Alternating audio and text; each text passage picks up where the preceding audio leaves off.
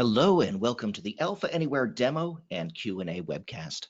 I'm Dave McCormick, VP of Product Management here at Alpha Software, and I'm pleased to be joined today by Dion McCormick, no relations, but an Alpha Anywhere expert nevertheless. Also joining us, Sarah Mitchell, our Director of Customer Success. Today, I believe Dion is going to be going over the new security system features, which are really super cool and a huge time saver when setting up apps or retrofitting existing apps. So let's get started. But of course, we're also here to answer your questions. You could type those questions into the questions box of the GoToWebinar control panel. So let's begin. Hello, Dion, are you there? Yes, I am. How are you doing today, Dave? I'm doing well. Let me go ahead and make you the presenter. Cool. We'll go there. Awesome, everybody. Real quick warning, I have had power outages in my area, so if I go away for a minute or two, I'll be right back. So I just want to give you a heads up. Anyway, thank you everybody for joining us for the weekly webinar and Q&A. And as it states in the actual title, Q&A, we love your questions. So if you have questions, go to the questions area of your GoToWebinar control panel, put them in there.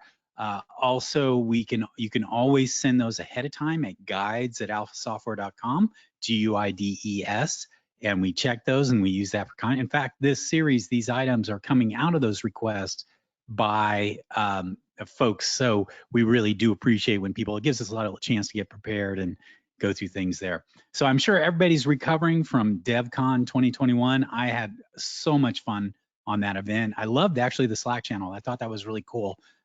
It kind of brought a little more conversation to it. That's just my 2 cents. And obviously the new stuff with MongoDB and the JSON forms, all that stuff is just mind-numbing. It's really taking advantage of a lot of really cool industry stuff. And I really can't wait to dig in and work with that and use that more for upcoming projects, because should have an incredibly accelerant, accelerating ability to projects, because you don't have to do all these crazy SQL database setups and other things. You get the best of both worlds. So really had a great time. Thank you to the very, very hard work of Sarah and Dave and the rest of the Alpha team. Just an enormous amount of effort went into it ahead of time to prepare and make that a great event. So I just personally wanted to say thank you, and I think everybody saw how powerful that event was. Only request I get from people is do it live next year in person. We'll see, hopefully, but that's the one feedback I get from people. They just miss hanging out with people outside of the sessions other than through Slack. Cool. Well, thank you everybody for joining us. As Dave mentioned, today we want to spend a little time talking about security. Specifically, there's been in the last couple months a lot of enhancements to our product in terms of around the security area. Security's always been strong and robust, always very capable, always very flexible, but it actually required a lot of little steps and stuff. So there was a fair amount of work to get it all set up. Once it's set up, you rocked and rolled and went on there, but there was just elements that go into it. And in our latest releases, what's happened is that Alpha has spent a lot of time trying to take some of that sort of grunt work out of getting it all set up, configured, etc., and also add new features that would normally you would have to write yourself that are built into the system. And one of those is the security setup wizard. So the ability for the system to actually set up everything for you instead of you having to go through step by step to do so. Really enormous time saver, literally easily an hour or more of time for an experienced person, more maybe if you're just still learning. So it's pretty powerful from there. Actually, one thing I did want to jump into before I jump on that is that I want to let everybody know there is a new release out as of October 18th.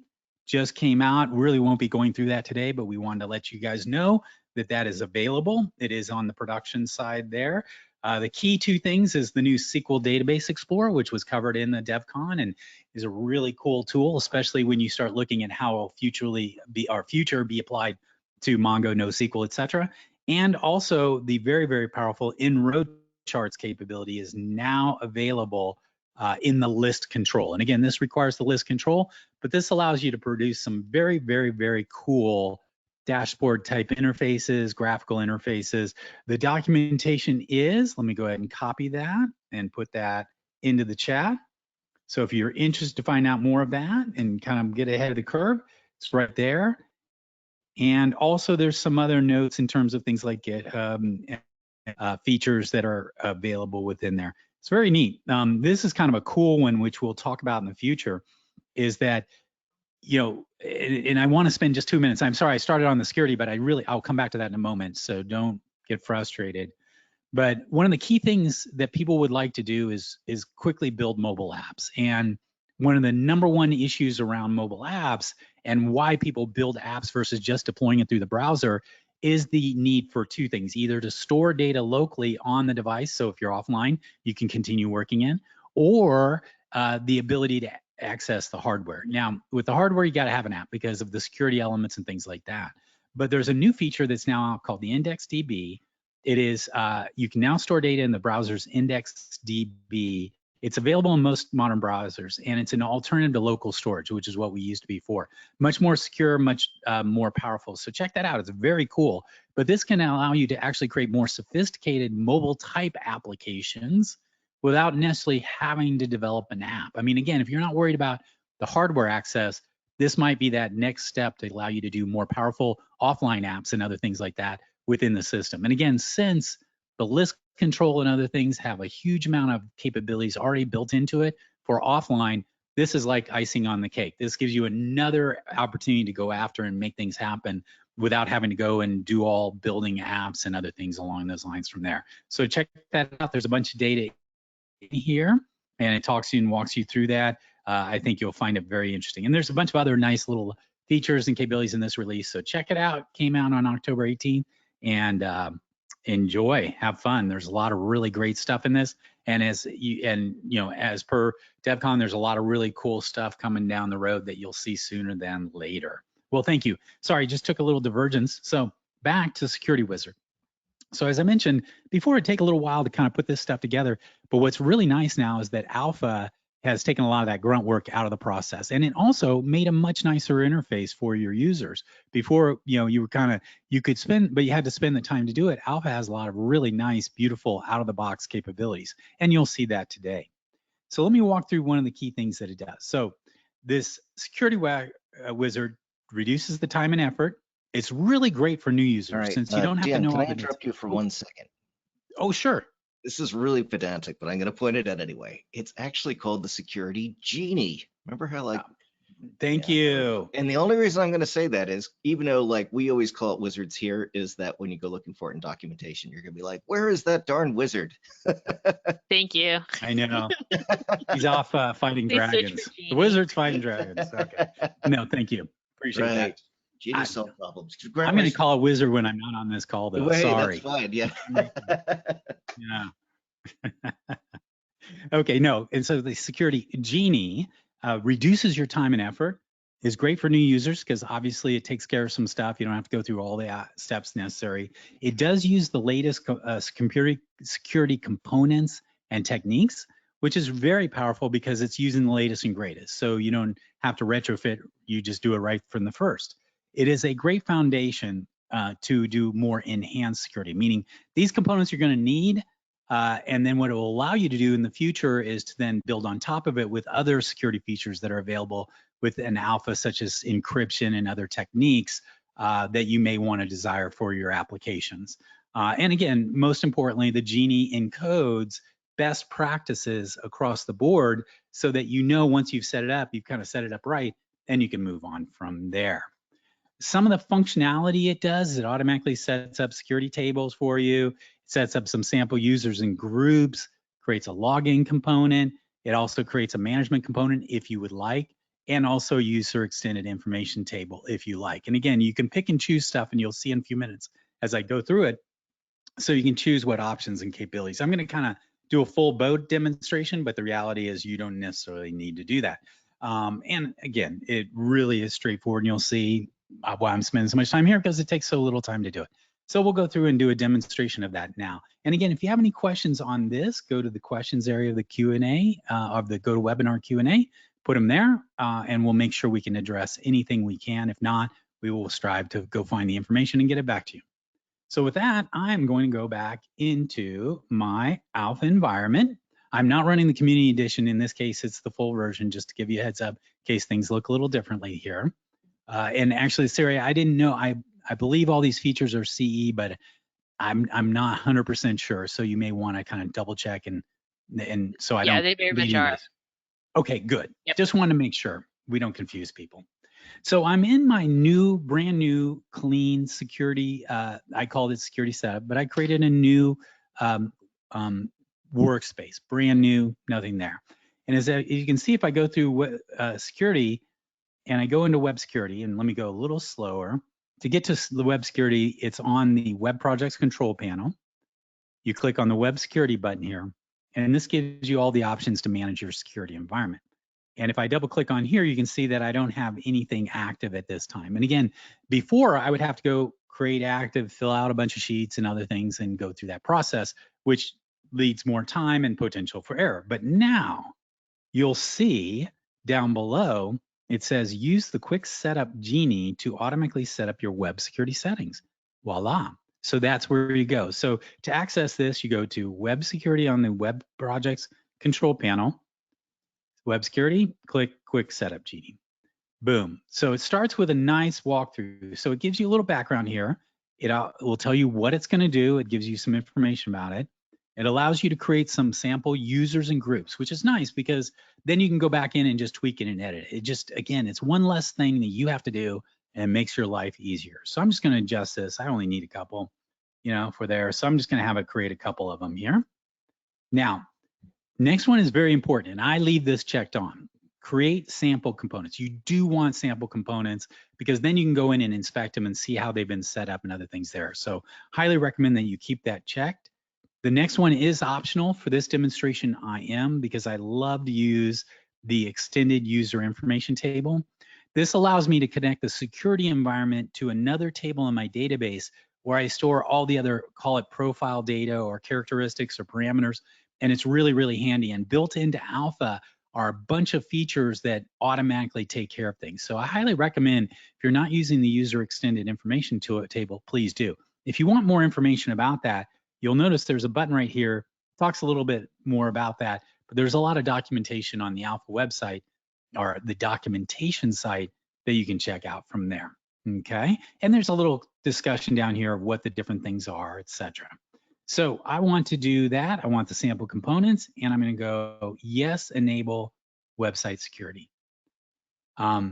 Oh, I must have, because I touched it, it did that. I say, yes, I want to overwrite. Normally you would not see this. I just went in there and showed you what that was. Okay, it's been enabled. And you'll notice, voila, after about a quarter second, it has now presented a piece of information to me that is saying, let me write this down. It's already created two groups for me. So you can see it's already created two users, user 1 and 2. And you have user 1 alpha is administrator. That's the password. So it's a little scrunched together, but you can see the first part is the user ID. Second part is the password. And then the third part is the actual group. And you'll see it created a administrator group, which is often the case, and another one called group 2. And then so this is the information. Now, I highly recommend at this point in time, because I did this before and screwed it up, I copy that to there. Then I can just go in and file new, paste it here, and you'll see I have my information here because it really wants me to have that information available for you. So you'll see user ID and password. Thus, I don't have to go back in and reset passwords and do other things that are associated with that. Okay, so I've got my sample users and groups. I'm going to click close. Okay. It's already gone behind the scenes and created all of my sample components and other things that are needed to support things like login. So at this point, I'm getting this message because behind the scenes, it put that information into the folder, but now it needs to go through and basically refresh this screen to be able to show what that goes there. So I'll click OK. And then it asked me one other thing. So you'll see now it's showing me these different things that it's created, and we'll walk through those, show you what those are. But the other thing it's doing is what style for my login component. And so this is part of the new login component, a much nicer looking login component than we had before. And I'm going to go ahead and do the image on left. You have two options. I'm going to do image on left. Now it is asking me for my user extended information table information. That was because I made that checkbox there. So everything else up to now has been associated to setting up the security. But now what they're doing is saying, okay, you have requested that you want to connect the security system to what's called a user information table in your database. Now, I started with a clean, and I didn't show you this, but I started with a clean environment. I also set up an alpha DAO connection string. So I should have noted that really would be important to have done before you go through this process here. But I set that up with the standard Northwind. So now what I can do is, if I have an existing setup, I could click the connection string, click here and go through that process. In my case, since it's basically an empty database, meaning I don't have a user extended information table, I'm going to click here and say, oh, I have to select what connection string, the sample A demo Northwind, and now I'm going to create that.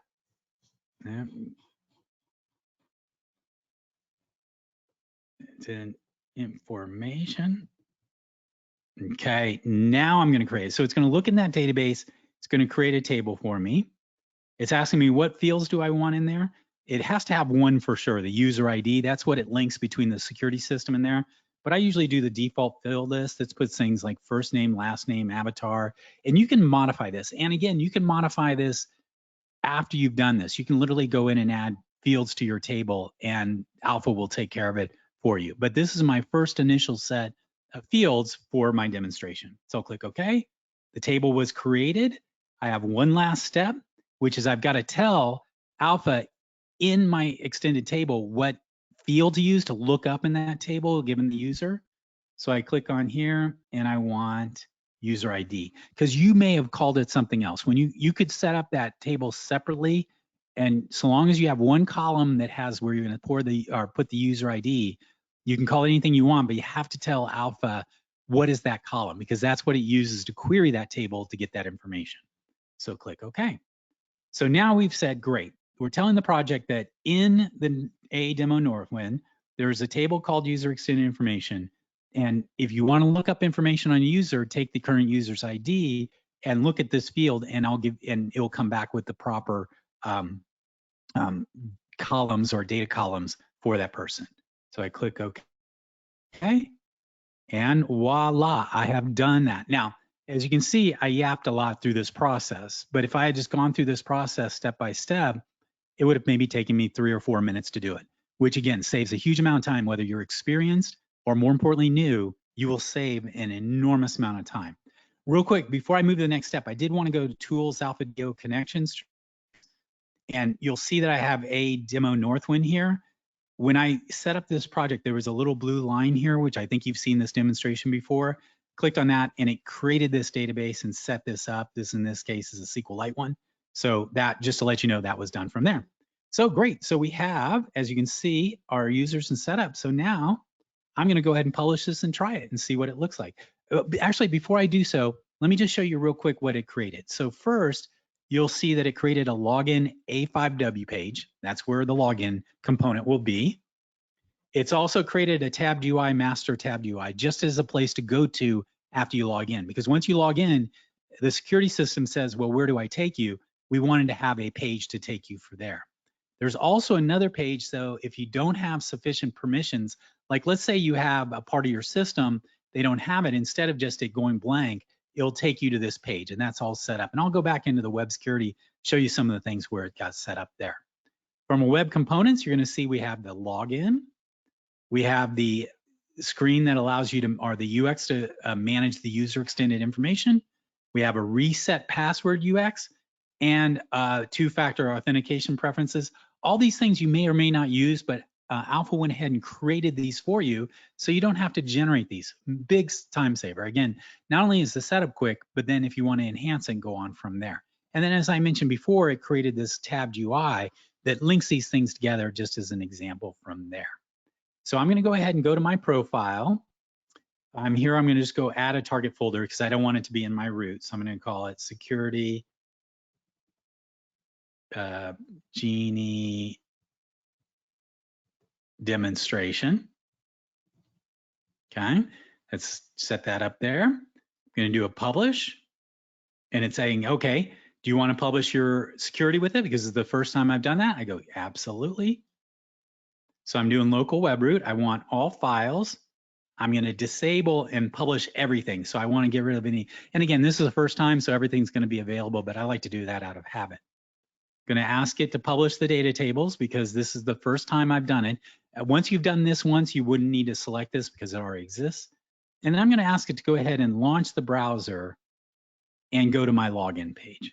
So again, I'm going to my local web root. I gave it a specific folder because I have other projects on this machine. I said publish everything. That got reselected, but I turned that off, so I make sure I'm publishing the data tables and I'm having it show the login there.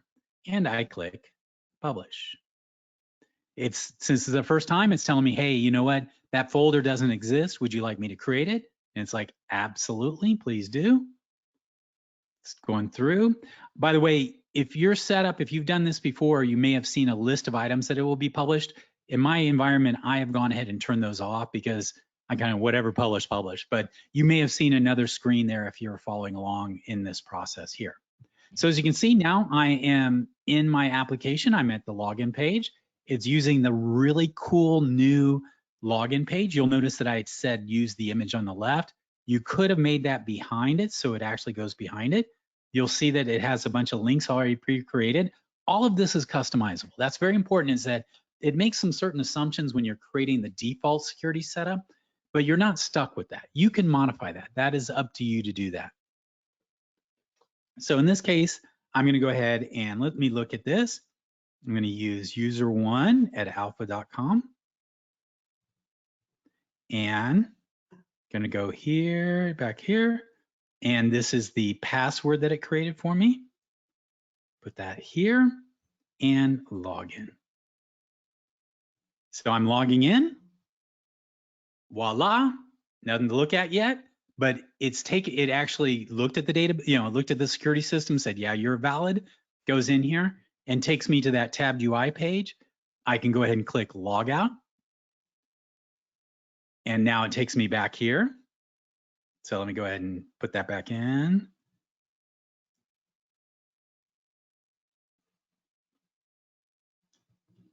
And then put it in there and go back in. Has the forgot password, create account stuff. You can play with that. And you'll see it has these pre-made capabilities here. So let's look at what it's also added into it. So remember, as I mentioned, created these other UXs to help you manage the security system and information. So now if we go here and go to extended information table, you're going to see this is my account, meaning I logged in as this. So I can start adding this data. So I can say Dion McCormick and put this data. And what this will do is when I save it, it saves it right into the extended user interface. So now next time I log in, it can look up my first name and last name or other data from here. This is, by the way, a demonstration of sort of the self-management profile, meaning me as a user logging in, I have this. You can obviously create your own where you don't show all the things. Like you may not want to show certain other things on this screen. You can go in and modify this UX, change it, make a copy of it, and make that like the administrator level that they can't see. Very flexible. But the important thing about this is that I didn't have to write this. It's already built in there, ready to go. And now you can take that and enhance it and improve it if you so desire. The other thing it's got is two-factor authentication. Actually, Dim, can I go back to the extended information table just for 1 minute? Because we Sure, please do. And the question was, can you set up that extended data on a completely different server, or is it the same server as your security tables? Completely on a complete different server. Fantastic. And the reason why, if I go back into Alpha, good question, I'm in my project, I'm going to go to project properties. And then I'm going to scroll down here till I get to, by the way, that's a really good idea. And you'll see that I'm giving it a connection string and a table. Well, this connection string currently is the same database that's in this application, but that could be a completely separate database. And that's actually powerful because if you have 3 or 4 different applications and people are going to those different ones, you may want to have one database, one location for all that data, so you don't have to replicate it everywhere and keep it in sync. Very cool, thanks. No, you're welcome. No, good question. Cool. So as you can see, it is not enabled here, and that's outside the scope of our discussion for today. But if you want to, you can set up and then go through and set up all the things around two-factor authentication that allows you to do, the text to someone to make sure they can log in. Very powerful. Also, for certain types of apps, super highly recommended you enable that from there. The other is it's also created the change password form. This is, again, the idea of the current logged in person, me. I can now go in and change this password. Thus, they can change their own passwords. So that's built into the system there. And you can then, again, take this UX and reuse it elsewhere within it. So the cool thing about this is that it doesn't do everything you're ever going to want to do. I'm sure there's other things you're going to want to enhance and improve, but it does a lot out of the gate. And the Genie really saves you an enormous amount of time because you don't have to go through and fiddle with bits and do everything else. It does that for you. Then after you've got it all set up, then you can go back in and evaluate these. Like, for instance, I can go into, let me cancel here, this control. Once I'm in that control, you'll see that it's doing, you can look at it, review it, see how it's doing there. And you'll see it's doing a bunch of stuff like that. And you can, and don't have to create all this yourself. The best practices are handled on it and it takes care of it for you from that standpoint there. Really nice, really handy. And again, if I wanted to, I can make a copy of this and then tweak it to my own needs for maybe specific situations or scenarios that I have within my application. Same thing also with the reset password. It's got a UX for that. So you can go in and see, oh, okay, here's the password new, confirm, here's the reset password. It's using and running a piece of code. So let's go to JavaScript functions. Here's how it works, etc. So it's a combination. And again, you didn't have to write all this. You can just copy and paste it into any other UX that you want to do the same thing, and or tweak it if you want in terms of the styling, what the header is, etc. from there. A great Kickstarter for you to learn more about some of the more kind of cool things you can do within the system. May have a little code in there you have to walk through, but it's nothing super serious. And I think you'll really enjoy from there. It's really flexible from that standpoint there. So as I mentioned, the Security Genie is powerful because it reduces the time and effort to set it up. It's great for newbies because you don't have to worry about figuring everything out. As you can see, it's using the latest security elements, how to change passwords, the nice new login component and other pieces there, and best practices. Again, if I were to set this up manually, I would have gone into web security and I have to fill out this page, this page, this page, this page, etc. Again, those are all set up. But that said, I can go in and tweak this however I want to. Like for instance, add alternative login for Google and Facebook and Twitter and things like that. I can change the user ID, password, like, maybe I don't want them to have to use an email, although that's best practices now. So I would have had to go ahead and set all that stuff up, but it does it for me. And so it makes it super quick and simple. And it gives you something to work off. So it's just not a mystery. You don't have to go out and read a bunch of stuff to get it going. And as you can see, once you publish it, it just works, which is really, really handy and very, very nice from there. So that is the Security Genie. Highly recommend you play with it. Your next project, start with that. Does a lot of nice things. And then you can further tweak it from there. So Dave, that's what I have for a presentation as far as the Security Genie. But I am open to questions on that or any other topics that people might have. Oh boy, do we have questions. Yeah. Oh, good. Great. That's Let's great. get started. Yeah. Okay, Yeah. cool. Well, so let's start with hard ones. First of all, can this be integrated with Active Directory? You would need to alter that after you've set it up.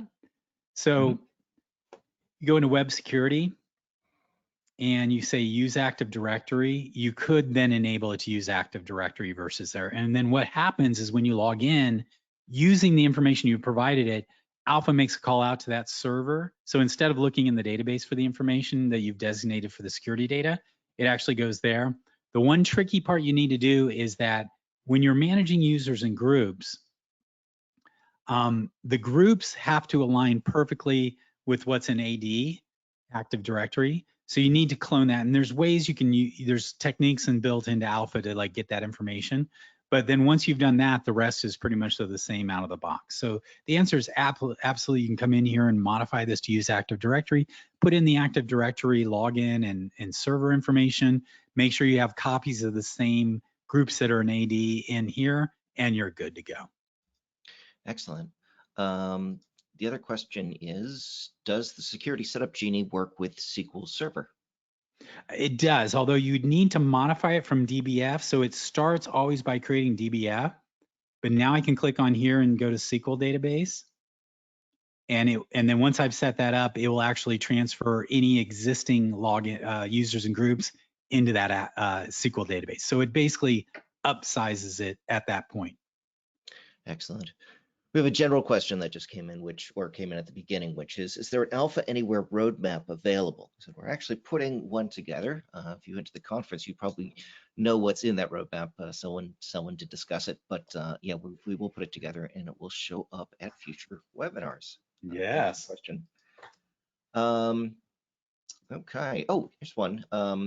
So when the Genie is operating, do the security groups automatically get inserted into the tables as well?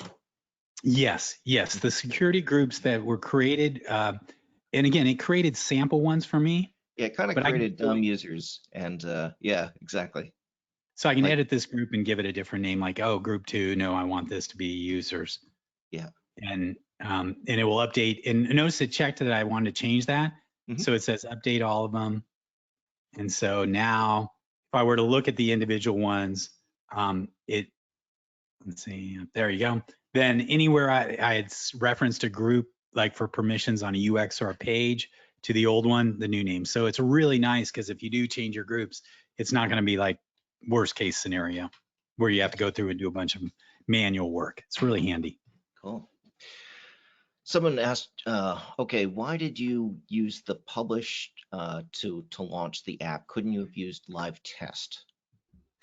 Yeah, I like I just force of habit. Exactly. I tend to like, I just publish it and just sit there. There's no reason you couldn't. Yeah. Yeah. It is worth pointing out that on Community Edition, you have to use live test because we don't allow you to publish to local web root. Oh, very good point. Thanks very much, Sarah.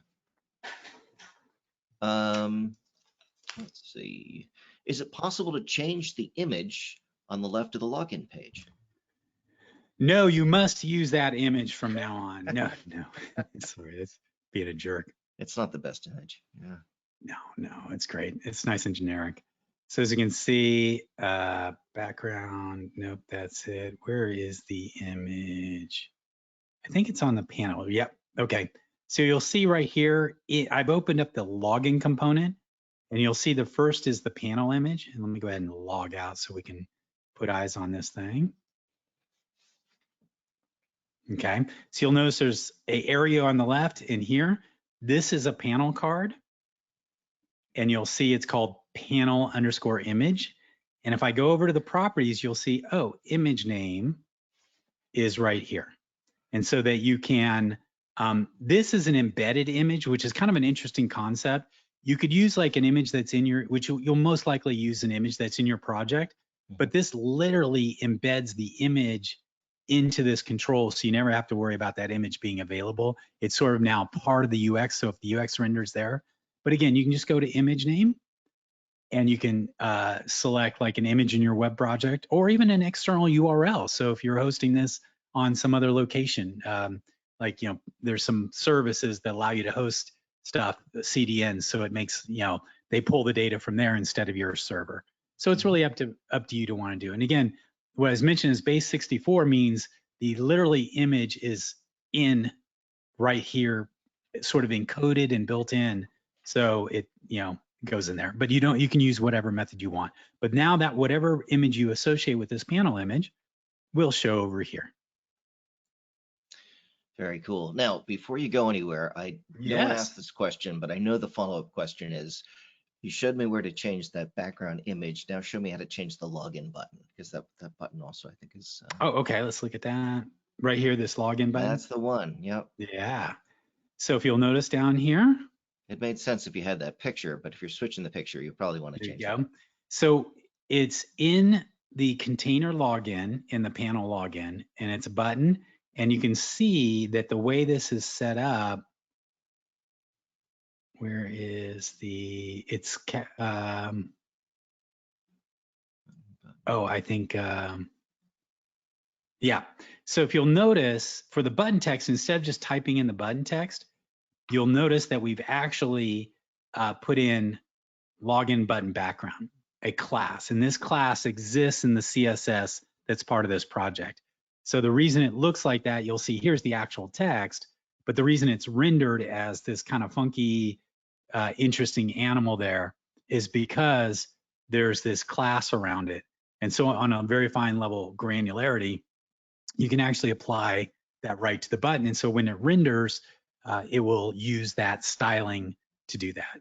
If you want to, you can just get rid of that and then so use other. Can we delete the class and see? Oh, sure. Yeah, so let's do it'll that. use So the I'm just default. going to grab this, go there. Now, the other area that dictates this is I'm using capsule settle raised. So this is one of these here. Yeah. You can, again, we have all these built-in ones. Primary is one that people use a lot too. That's yeah, because that's just kind of plain simpler. There we go. And now, and so you'll see it just rendered as a button that looks like here. Got rid of that funky background and stuff like that. If I don't like that button style, I can go into here, select, you said primary, right? There we go. Primary is a common one, yeah. Yeah, let me go ahead and save that. Kind of Microsoft boring squarish edges. Yeah. I remember. Good updates. Oh, did not want that. Did I publish it? I thought I published it. Maybe I saved it.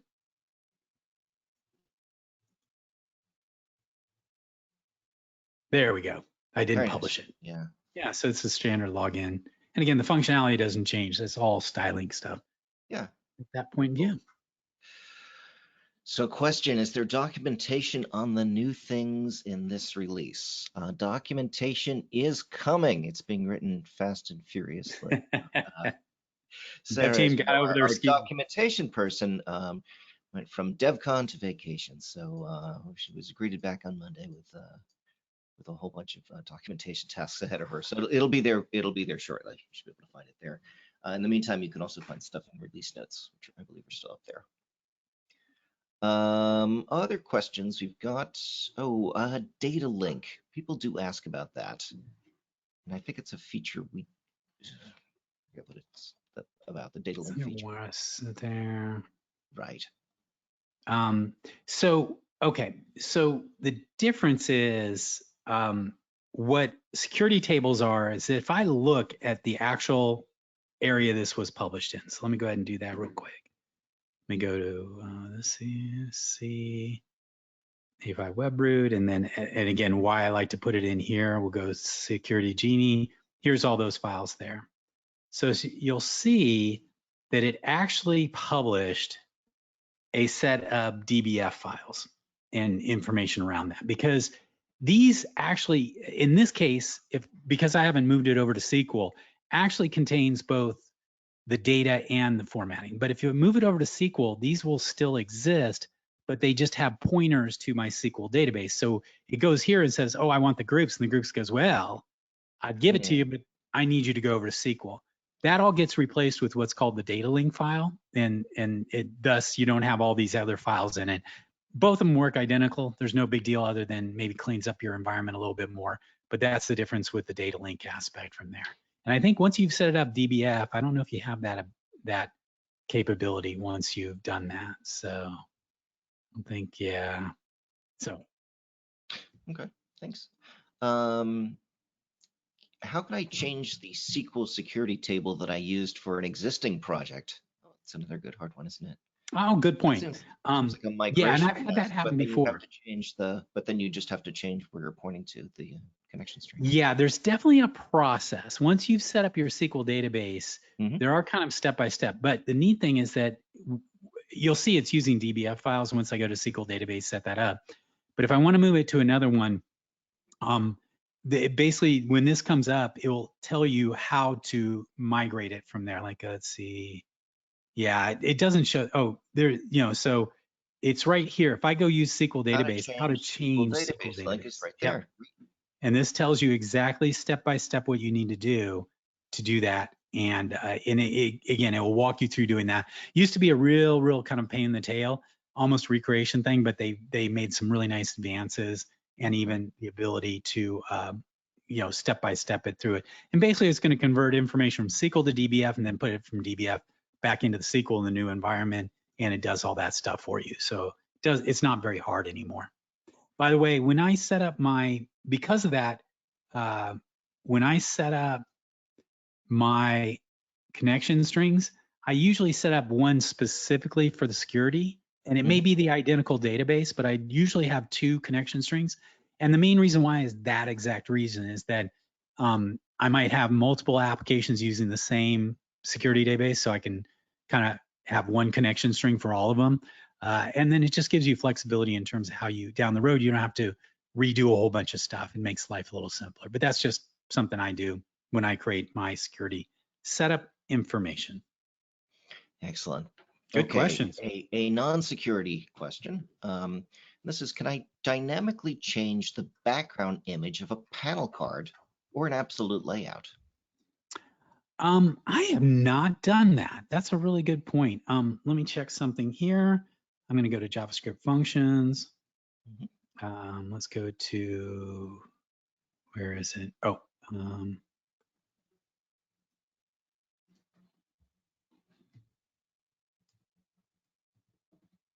let's see. Let's try panel card. I'm just seeing if there's a built-in. There's a built-in method, yeah. I think you can, but I think it would take some low-level kind of getting an ID to that panel, making a change, etc. I have not done that myself, so I'd have to say maybe the set content allows you to set a content for part of a entity, but I haven't done it, so I'd have to say I do not know. Okay. Yeah. Sounds like a JavaScript thing to me. If you were yeah, to open I think up it is. in the go Chrome back here. debugger, Let's you look at might be able to find a pointer to what the object is and then use that in a JavaScript snippet. Because it's definitely part of the panel card, you know, in terms of its a image name.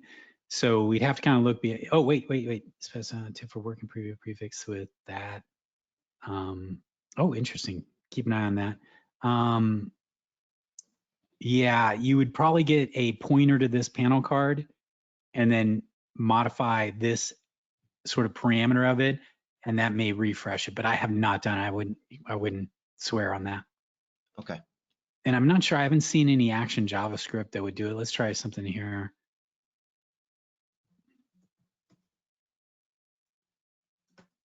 Okay, let's go ahead.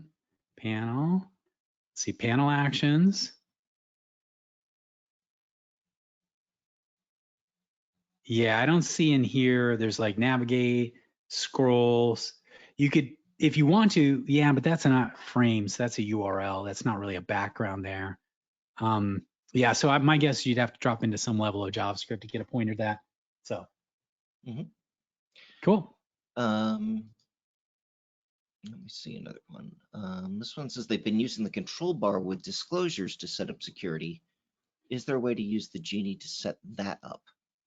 No, the Genie's going to set up these default levels there, but once they're set up, you can go into these elements and pick and choose the components and put them on those on the control bar disclosures through like injectable content or something like that. Excellent. And that's kind of one of the nice benefits. Sorry, but the by having this, then it's really a copy and paste where you want it to be. That control bar does everything. Here's a question here, non-security. How can I replicate the little show hide menu icon on the tabbed UI, but in an expanding menu in a panel? Okay, so let me see. Let me go to the tabbed UI. Let's see what that icon looks like.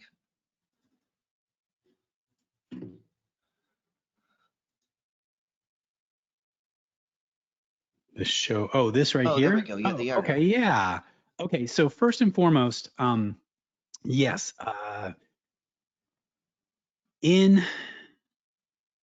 you would use a panel card technique. So the way I do it in terms of my UXs is that if I go back here, this is a panel layout here with a left and right. Here's one panel card, here's the other. Here you can put a button in the panel header, and then there is a command to say, shrink this down to a smaller size. So it's built into the panel card technology, is built into it underneath there. And there, I remember there was a demonstration, this is a while back, that showed you how to do that exact thing. One thing that's kind of cool too is you can make that happen by virtue of the screen size. So if the screen size, it will automatically shrink it down. And what's cool is when you do that, you could turn it into a list of icons here versus having text items. I'd have to do a little digging out to show how that was done, but you would definitely just use panel cards here and here. So you'd have 2 panel cards, and then in the header, you can add a button that basically shrinks the panel card. And what's cool is when the panel card goes below a certain amount, it can actually switch out its content to show a different set of content. In fact, this could be a panel layout with 2 panel cards. And when this panel layout shrinks, it would show like the tab one or have the icon one there. It's definitely doable, but you do it through the panel card technology. Use the panel card. Cool. Yeah. Thank you. Here's a question. Can I change control properties? Well, for example, the panel width, the width of a panel at runtime.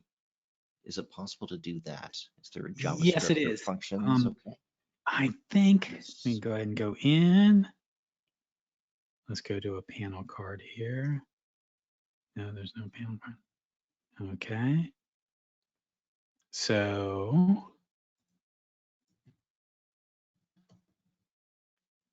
you can get a panel object there, and then you can change and modify behaviors on the panel cards. So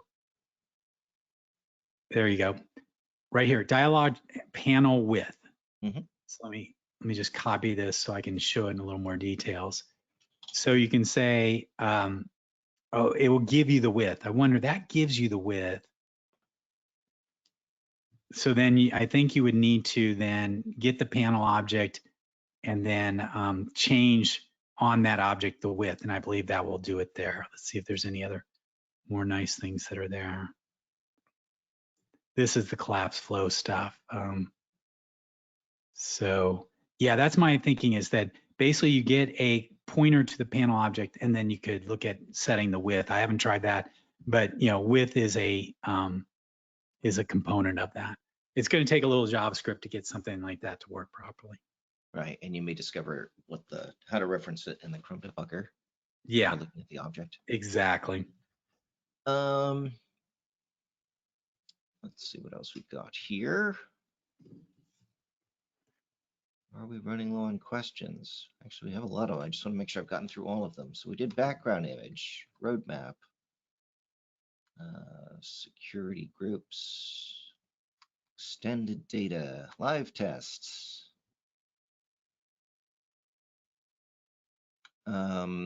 Here's a question, and that's how to implement a virtual directory like IIS allows. Is that interesting? Virtual directory. Here, and what that is, it's a directory that points to another location. Are you talking about on the standard Alpha server or on Alpha Cloud? I think with IIS is specifically the use case. Well, you definitely can use anything on IIS. So you can go on to the IIS administrator panel and set up things there and refer to them. So you definitely can do that. I've seen that happen at another account. This was probably about 2 years ago. So you can use IIS standard management techniques to set up things like virtual directories, et cetera. And then those can be referenced within your application. And I see why they want a virtual directory, because you don't want to, like, let's say you're storing certain data. You don't want to store it on a directory in IIS that might get blown away. So you want to have a virtual directory that points elsewhere. It's really just a pointer kind of scenario. But that would be all done through the IIS configuration itself. Awesome, very good. And let's see what else we've got here. Can you show the two-factor authentication stuff where it says generating that code I would have to set up? Yeah, and the reason is it's kind of, you can enable it, but you have to actually go set up certain elements because it's really giving you like text and things like that. So there's some great documentation on that. I'm going to go here real quick, point you to that. So two-factor. And again, back to the virtual directory question, if they could send that into guides@alphasoftware.com so we can take a look at it more closely. Otherwise, we won't really be able to do that question justice at the moment. So this walks you through every step of the way to set all that up. And again, do take this with a grain of salt, because if you use the Genie, it's done some of these elements for you. But you have to use, for instance, Google Authenticator or other techniques. I wonder if we support Duo. That's kind of cool. But let's, yeah, I think we should do another one on these more advanced things. I think this requires, this should be a. Yeah. Nice is there's some videos, so you don't have to wait for us. But that said, for sure. It is valuable. I mean, I see more and more people using two-factor just because of the dramatic increase in ransomware and other bad stuff that's going on in the market. Here we have a question. How do you import users into a DVF file? Well, if you have the full version of Alpha Anywhere, you can just use that. Use the desktop functions back on the. Yep. You can also import and export users in JSON. So you can actually go in here. I can export it.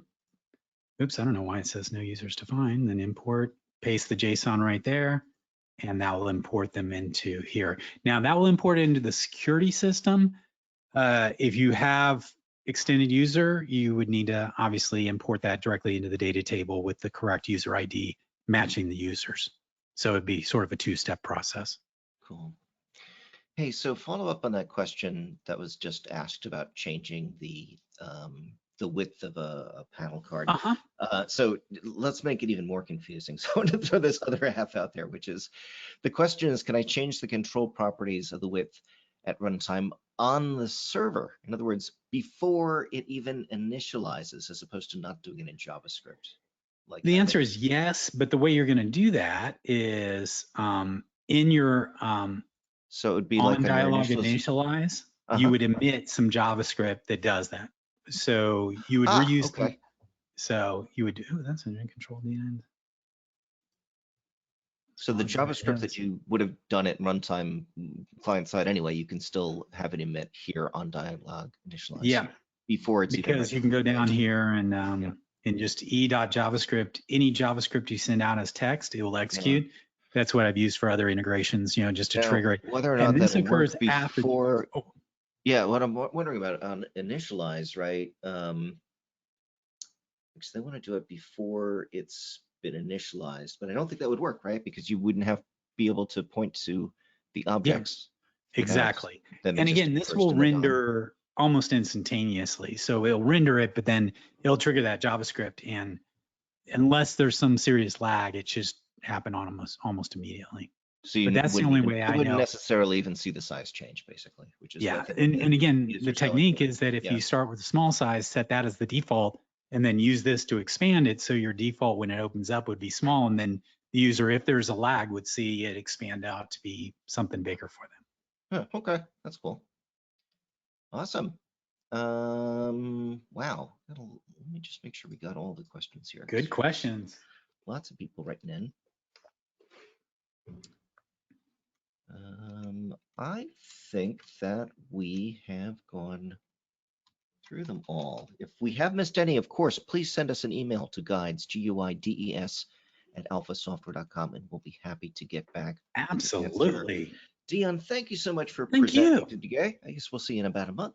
We're very lucky for our next Alpha Anywhere demo and Q&A. Next week, we'll be back with Sarah Mitchell. And in the meantime, please keep those emails coming in. So thanks again, Sarah. Thanks again, Dion. And thanks again, everyone who attended.